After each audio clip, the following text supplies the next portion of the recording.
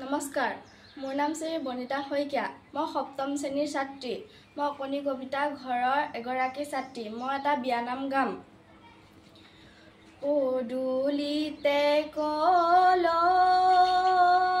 পুলি, তাতে আমৰ ডালি, তাতে আমৰ ডালি, সীতা দেৱী বাৰ্তাৰ বিয়া জোৰোণ আহিল বুলি, আহিছে জোৰোণখন বহিছে বাজ, আইদেউ গৈ আছে গৈবতীৰ কাষত, ৰাম কৃষ্ণ ৰিণিকি ৰিণিকি, ৰাম কৃষ্ণ দেখিছো যমুনা, হৰি মূৰৈ বৈ আছে কদমৰ তলে, গুৱা পান আগমহা, অ